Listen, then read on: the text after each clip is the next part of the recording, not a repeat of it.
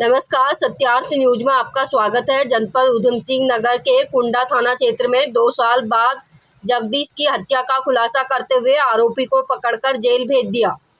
पूरे मामले का खुलासा करते हुए SSP Udham Singh Nagar doctor Manjunath TC ने बताया कि बीती 27/7/2022 को रेलवे कॉलोनी निवासी जगदीश उर्फ साधु पुत्र बीरबल निवासी का शव पांडे कॉलोनी गोपीपुरा काशीपुर क्षेत्र में रमेश उर्फ पप्पू के खेत की मेड़ पर मिला था, जिसके बाद मृतक जगदीश की पत्नी दुर्गावती ने 22 मार्च 2023 को दी गई तहरीर के आधार पर धारा 302 आईपीसी बनाम रमेश उर्फ पप्पू पुत्र किशन सिंह निवासी ग्राम गोपीपुरा काशीपुर के विरुद्ध मुकदमा दर्ज कर मामले की जांच प्रभारी निरीक्षक कुंडा विक्रम सिंह राठौर के सुपुत्र की गई।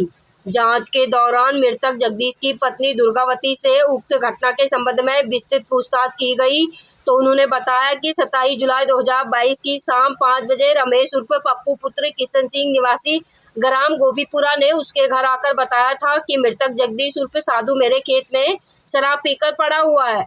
मृतक के सिर पर चोट का निशान था, जिसके आधार पर उसने मुकदमा दर्ज कराया था। घटना स्थल जंगल के किनारे खेत का होना तथा आसपास कोई इलेक्ट्रॉनिक साक्ष्य नहीं मिल पाने तथा घटना का कोई चश्मदीद गवाह व अन्य गवाह नहीं होने के कारण फॉरेंसिक की सहायता लेकर संदिग्ध अभियुक्त रमेश उर्फ पप्पू का पॉलीग्राफ टेस्ट कराया गया। पॉलीग्राफ टेस्ट में रमेश उर्फ पप्पू ने जगदीश उर्फ साधु की हत्या करना स्वीकार किया। बताया कि मैंने जगदीश उर्फ साधु के 800 रुपये मजदूरी के देने थे। घटना के दिन 3 बजे में पांडे कॉलोनी में अपने धान के खेत की मेड़ पर पानी निकालने के लिए मेड़ पर बना था।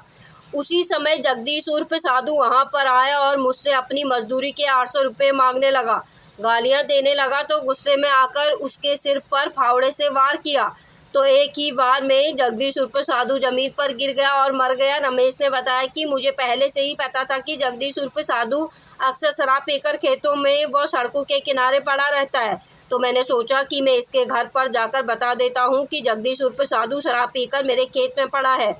इसकी शराब पीकर जगह जगह पड़े होने की पुरानी आदत के कारण मेरे पर कोई शक नहीं करेगा। जब मैंने यही बात घटना के बाद जगदीश उर्फ साधु के घर जाकर बताई तो उसके परिवार वालों ने कहा कि हम अभी उसे उठाकर ले आते हैं और मैं अपने घर चला गया।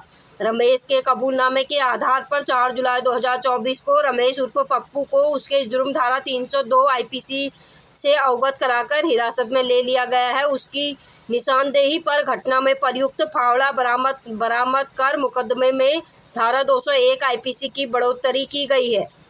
जसपुर से विक्की मंडल की रिपोर्ट। साथियों, माननीय मुख्यमंत्री महोदय का निर्देश रहता है कि सभी अपराध वर्कआउट होना चाहिए, अपराध मुक्त उत्तराखंड बनाना चाहिए। इसी क्रम में माननीय डीजीपी महोदय और माननीय डीजे महोदय द्वारा निर्देश रहता है कि all crimes, heinous crimes should be worked out. तो आज बड़ा एक खुशी का दिन है कि एक पुलिसिंग में सेटिस्फैक्शन वाला दिन है कि 2 साल से पेंडिंग चल रहा था, 2 साल से ब्लाइंड था एक केस, जो हत्या का मुकदमा रजिस्टर हुआ था काशीपुर थाने में, तो जिसमें प्रतापपुर चौकी क्षेत्र के निकट जो है एक पुलिया के निकट एक बॉडी मिली थी, जिसमें मृतक हमारा जगदीश उर्फ साधु है। उसका मात्र पुलिया के पास जो बॉडी मिली थी और सर पे चोट था।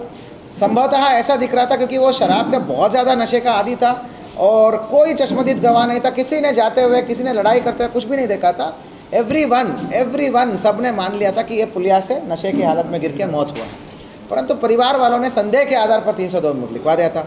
2 साल ब्लाइंड चलने के बाद आज हमारे आईओ, जो इस केस का अभी आईओ है विक्रम राठौड़ और हमारा उसका सहयोगी है हमारा होशियार सिंह, इन दोनों की कड़ी मेहनत और एक प्रोफेशनल पुलिसिंग का बदौलत आज उस केस का वर्कआउट हुआ है।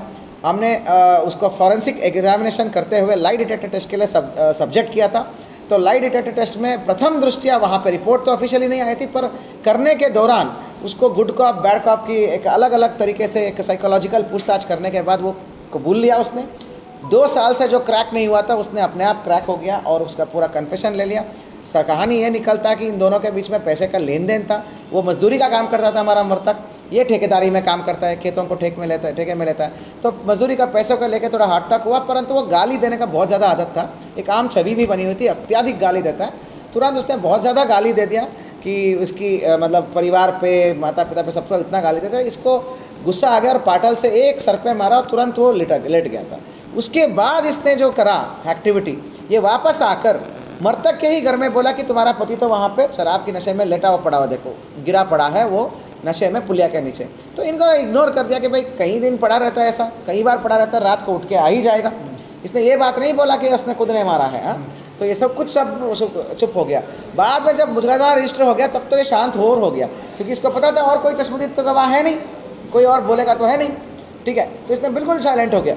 तो बड़े ही मुश्किल से 2 साल की कड़ी मशक्क़त के बाद साइंटिफिक एविडेंस से ये चीज़ें क्रैक हुआ है। लाइट डिटेक्टर टेस्ट तो एक बहाना है या ज़रिया है, परंतु उसके बाद जो दिशा पॉइंट आउट हुआ वो हमारा विवेचक की मेहनत से हुआ, बड़े अच्छी पूछताछ और इंट्रोगेशन की वजह से हुआ। टीम की इस प्रोफेशनल पुलिसिंग के लिए मैं बहुत धन्यवाद और शुभकामनाएं देना चाहता हूँ।